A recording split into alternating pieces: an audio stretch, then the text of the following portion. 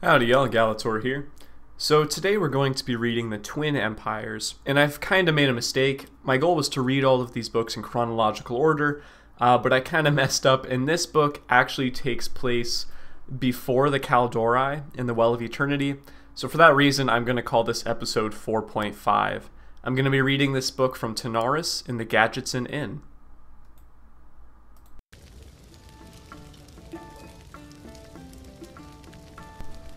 About 16,000 years ago, long before the Night Elves foolishly called down the wrath of the Burning Legion, trolls lorded over much of Kalimdor, then a single continent.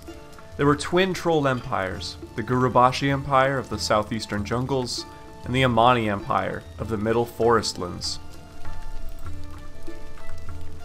There were smaller tribes that lived far to the north, in the region now known as Northrend. These tribes founded a small nation known as Gundrak, but never achieved the size of prosperity of the southern empires.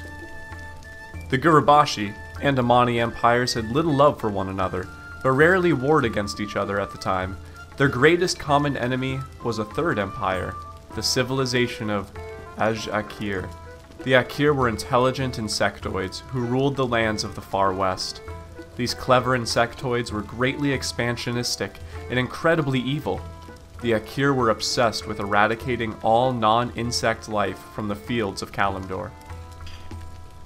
The trolls fought them for many thousands of years, but never succeeded in winning a true victory over the Akir.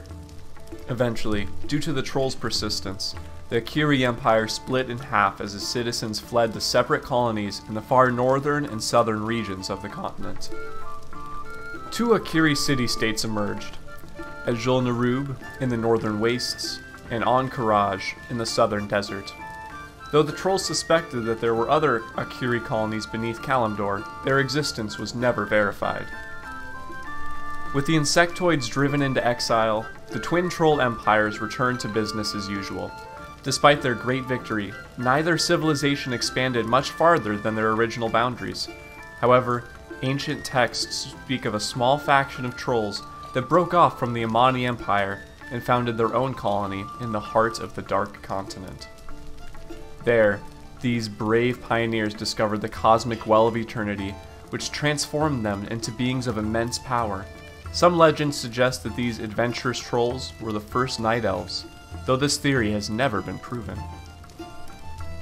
Alright, so let's jump in and start looking at some of what this is saying. So we start out page 1, about 16,000 years ago. So obviously I fucked up in doing these books in order. This takes place several episodes ago, 2 episodes ago, before we have any talk of Night Elves. So the trolls are kind of like the proto-race. You had the trolls, and then you had the insectoids. And those are kind of the only 2 races we have pre-Night Elf. So they were doing their own thing. There was 2 big empires. There was the Gurubashi Empire, which is today Stranglethorn, and the Amani Empire, which is what is today the Ghostlands up north. So I'm actually going to throw up a little map. So there was a lot of smaller tribes, just to show how this has changed. In this lore, you had the 2 tribes. You had the Gurubashi and the Amani. And then they mentioned there's a couple smaller tribes, like the Drakari up north in Northrend. But what's funny is in Wrath of the Lich King, the Drakari ended up being a very large empire compared to the other 2. So I guess they really won in the long run. But this book does discuss a tribe that went into the center of the continent, and they kind of became their own thing. Today we call those dark trolls, and those are like the proto-Night Elves, the ones that were shaped by the Well of Eternity. But just to compare it to what we know today, I'm going to throw up here. Here's a beautiful map of Kalimdor, pre-Sundering. And down in the southeast, you have the Gurubashi, pretty large empire. You have the Amani, just like they said, and the Drakari. So the Drakari are pretty big in the modern lore. It sounds like they were writing them off as a smaller tribe in the original books.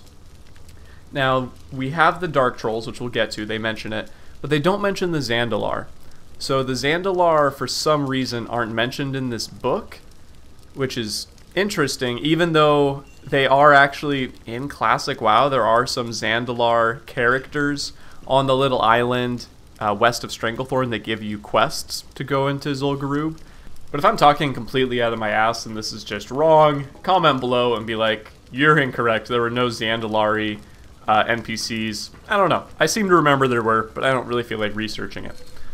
Alright, so we know there were smaller tribes, and then they talk about the one common enemy these troll tribes had together, and that was the Akir. So the Akir are these insectoid races that also had a place in Azeroth. In this lore, they don't describe them as being servants of the old gods, just that they wanted to kill all non-insectoids, but we know that there were several, specifically 3 Akir empires. So you have on Karaj, so you have the Karaji. Those are the ones we find in Silithus, those are the ones that worship Cthulhu, and we fight in Vanilla WoW. Then comes Wrath of the Lich King, and we go north to Narub, Ajol Narub. Unfortunately, they really cut a lot of that really cool content, which could have made it into the game, and those ones worship Yogg Saron. And then in Mists of Pandaria, we meet the Klaxi, and they worship the heart of, I believe, like Yusharaj, or whatever that old god was called. But they used to all be one empire before the trolls split them. And it looks like, according to this map, that it was the Gurabashi that did like a lot of the splitting. The Nerubians and the Karaji we've seen since Warcraft, or at least since Vanilla WoW. The Nerubians are recruited into the Lich King's army, just because they're up in Northrend, and the Karaji are in the raids, AQ, 20 and 40. We don't see the Manti Ves or Klaxi until Mists of Pandaria. I thought one really cool thing that they say in the lore is if we go to page 5, they talk about there being 2 Akiri city-states, so the Nerubians and the Karaji, but they say there may have been another one beneath Kalimdor.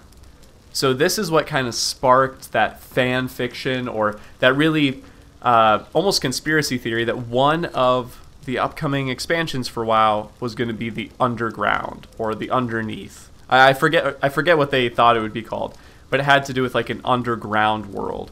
Kind of similar to if you ever read any R.A. Salvador books, where all the dark elves, my bad, the dark elves lived in these like dark caverns, underground cities.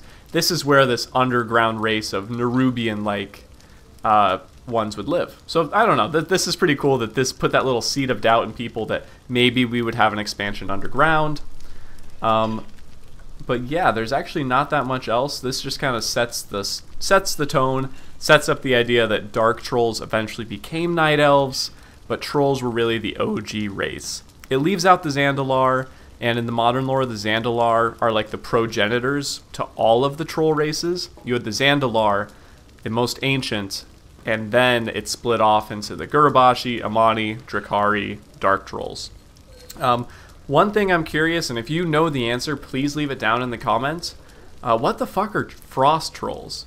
I can't find any mention in the lore of where Frost Trolls came from, why they look so different, and if they belong to a larger tribe culture.